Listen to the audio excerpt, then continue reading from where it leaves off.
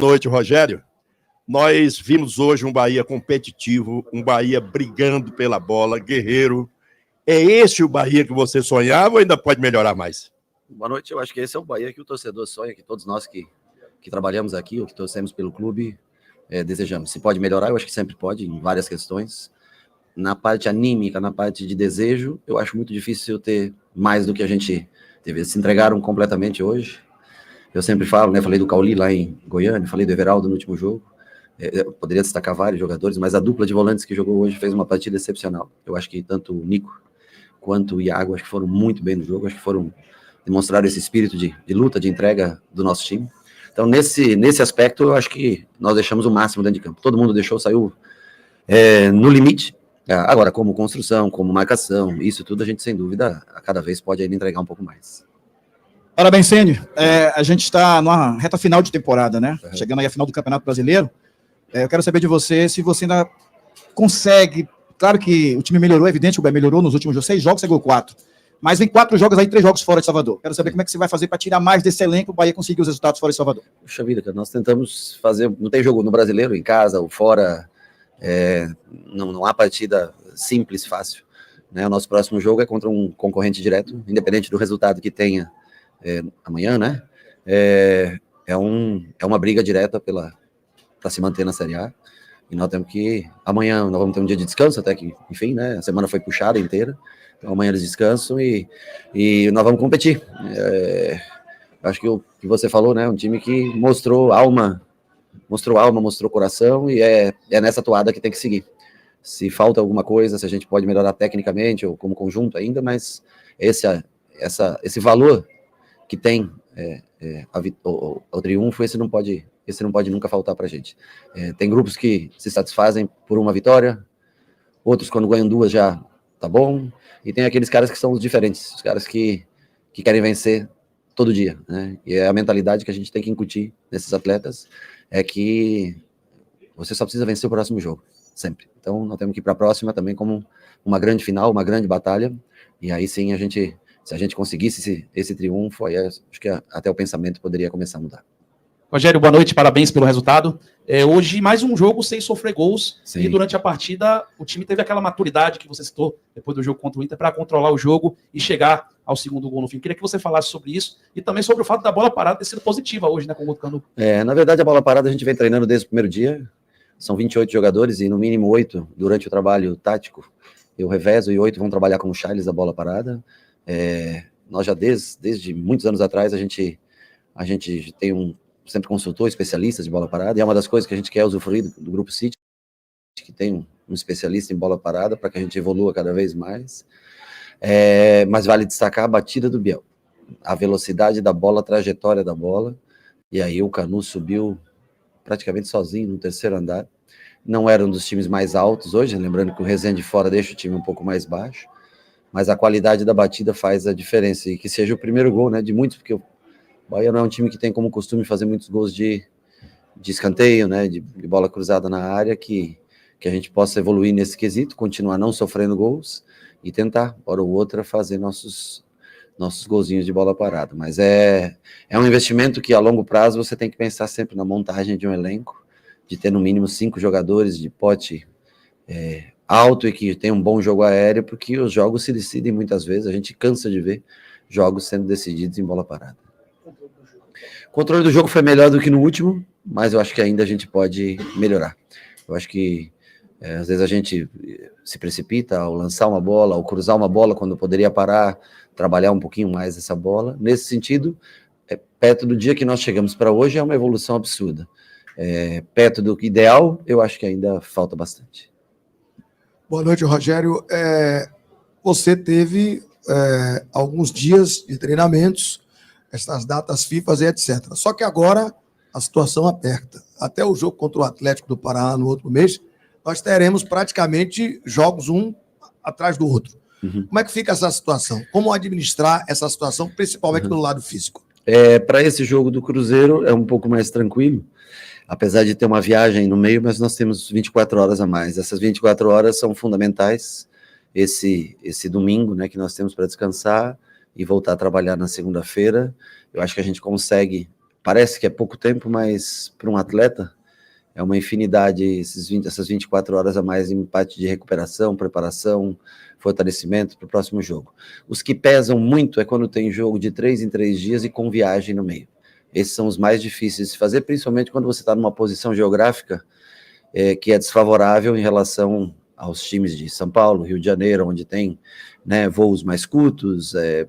Então, para isso é muito desfavorável. O caso do Fortaleza, hoje jogou no Rio, teve que viajar, vir para cá jogar. Isso é desfavorável. Para nós, menos mal o fato de ter jogado aqui os 2 jogos, mesmo com espaçamento curto, mas isso tem um valor muito grande na parte física, de recuperação. Se destacar também todos do treinamento que são preocupados com esse reforço muscular, com esse treinamento preventivo de lesão, porque é um time que se machuca muito pouco.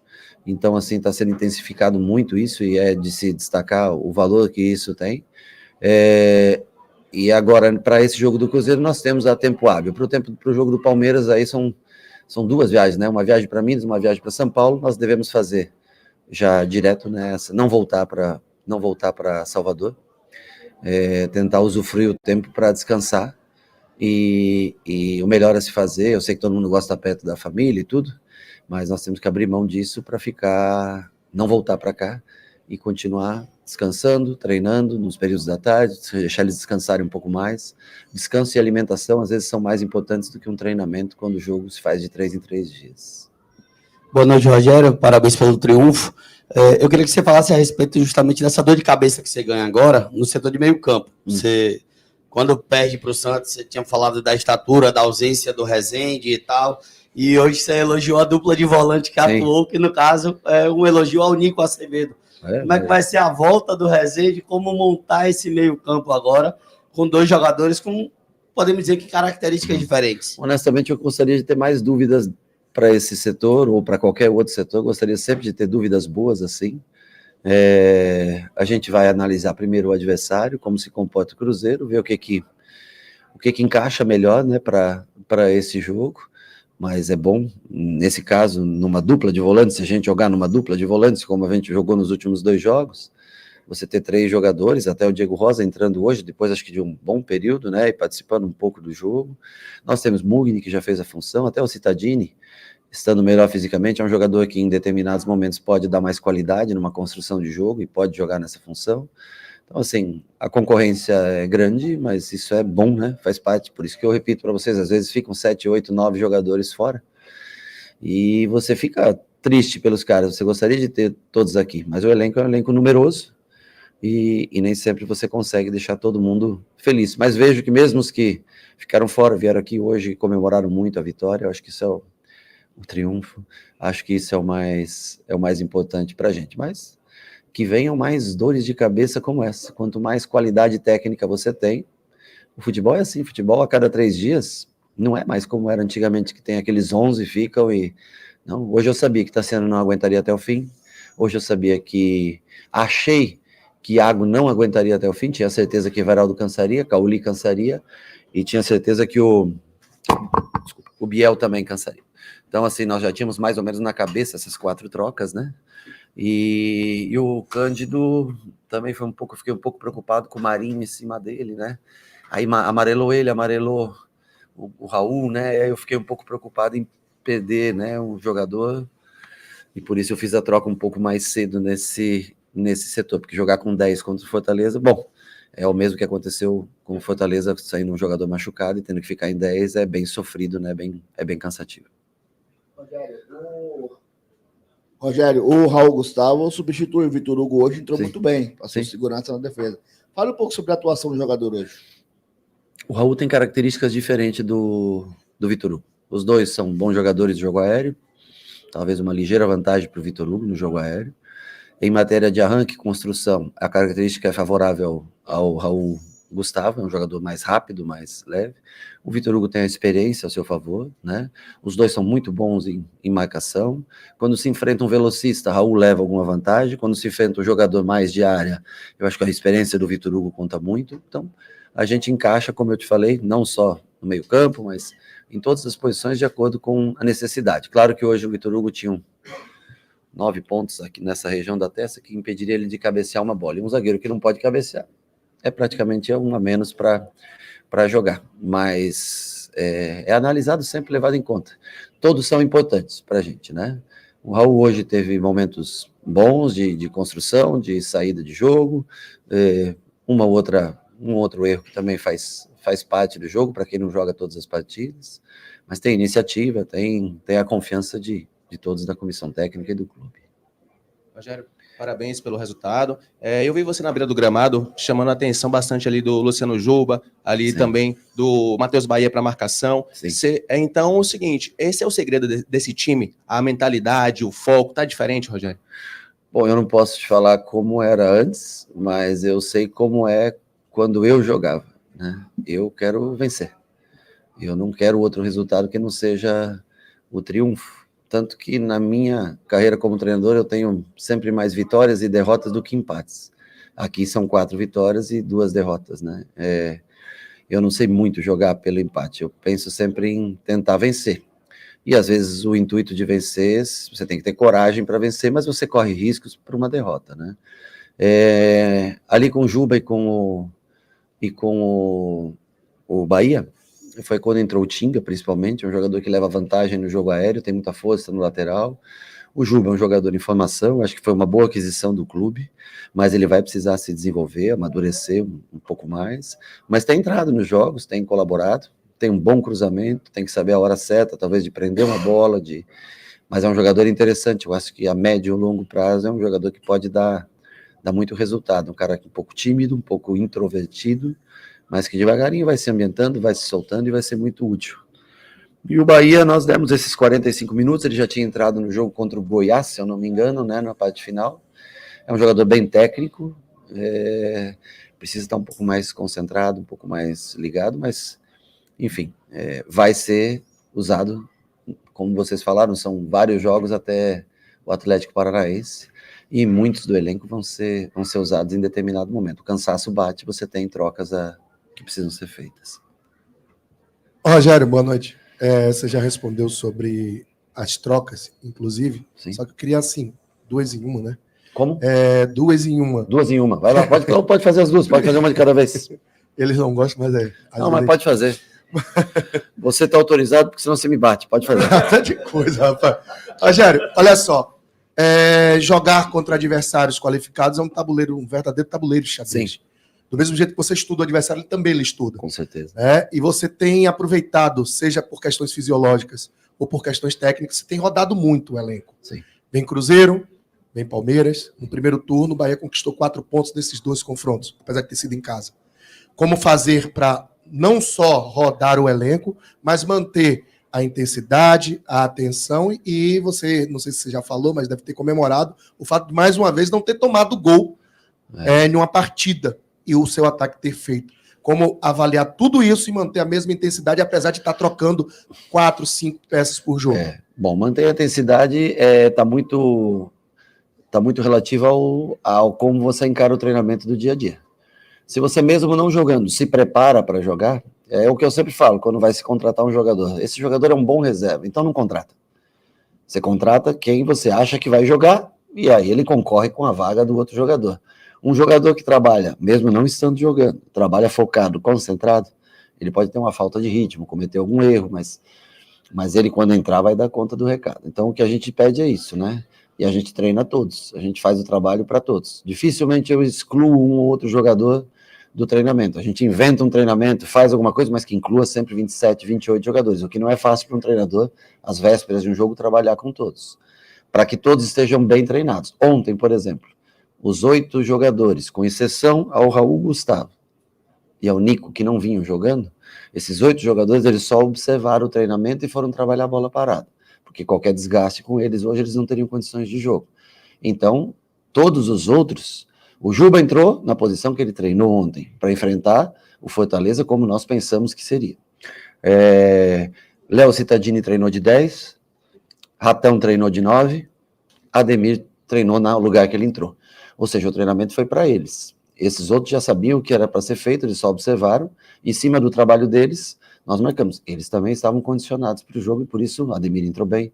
Ratão, quando precisou ir de 9, e primeiro entrou de lá, depois entrou bem. Juba entrou pelo lado, tem uma boa recomposição, ele tem uma virtude muito grande, que é um bom comprometimento defensivo. Ele tem facilidade para recomposição. E é assim que a gente tenta manter todo mundo no foco, porque amanhã chega a oportunidade. E aí, se você não está preparado, você deixa passar essa oportunidade. Então, esse é o mais. Agora, eu não sei quantos pontos nós vamos conseguir fazer, isso eu não posso te garantir. Eu acho que é difícil você fazer 4 pontos contra Cruzeiro e Palmeiras fora de casa. Mas é mais fácil fazer 4 pontos em casa contra eles do que fora de casa. Mas, assim, eu penso que esse jogo do Cruzeiro é uma final. Esse talvez seja o grande jogo. Eu sei que nós acabamos de fazer um grande jogo e só estamos tendo... O jogo do Cruzeiro só é um grande jogo pelo resultado que nós conseguimos hoje. Mas a mentalidade tem que ser essa, manter o foco para vencer a 4ª partida consecutiva, que seria fantástico para a gente.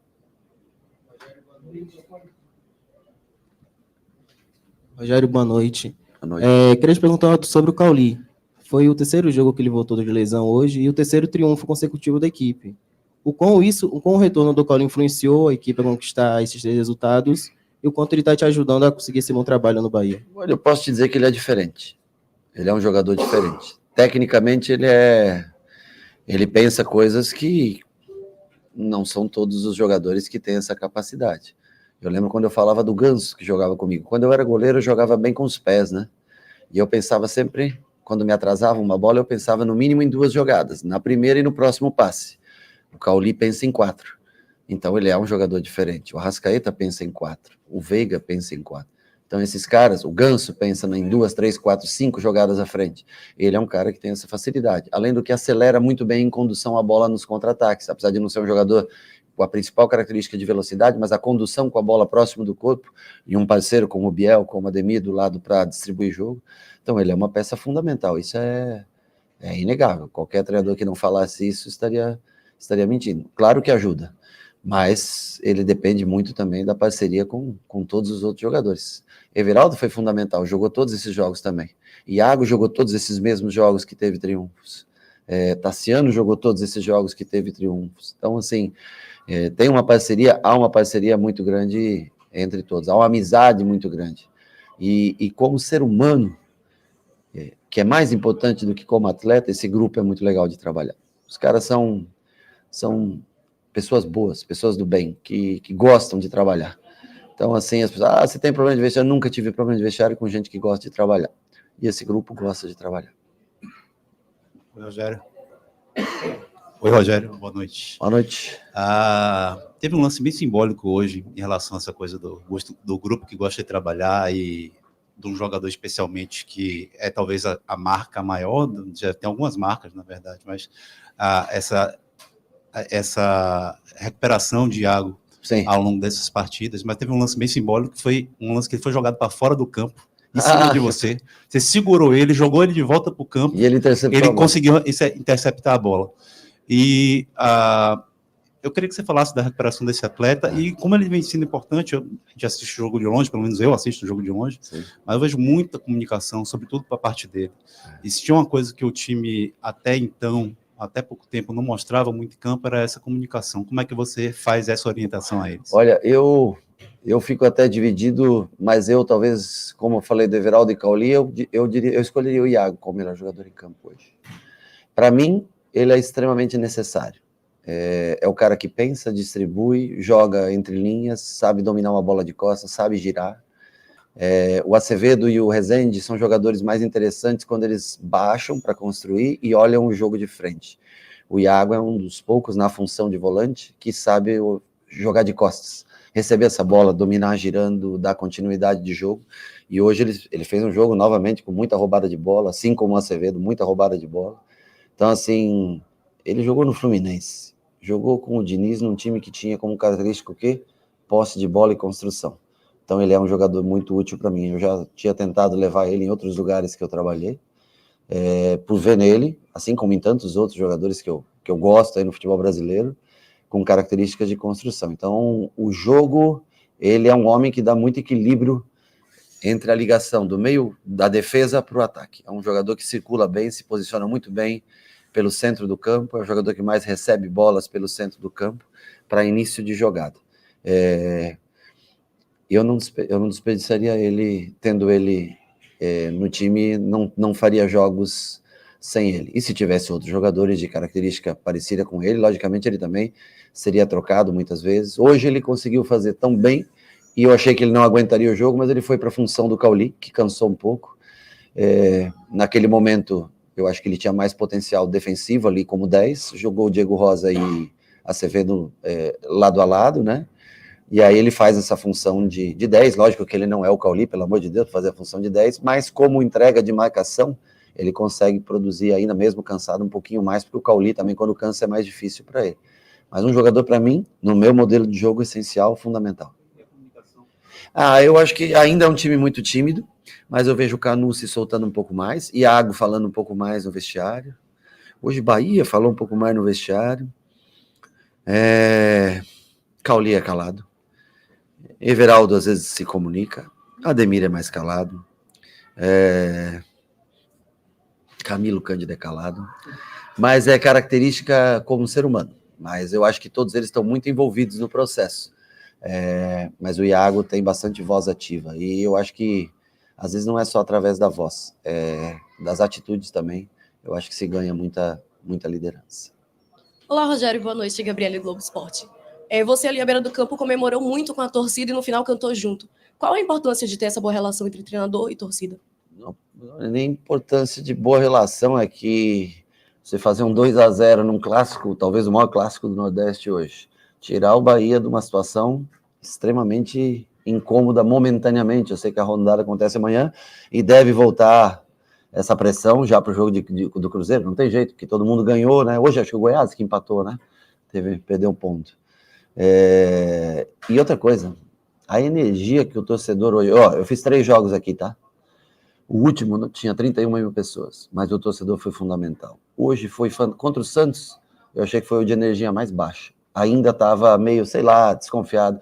Eu acho que aquele 6-4 em Goiânia trouxe uma nova conexão entre torcedor e time.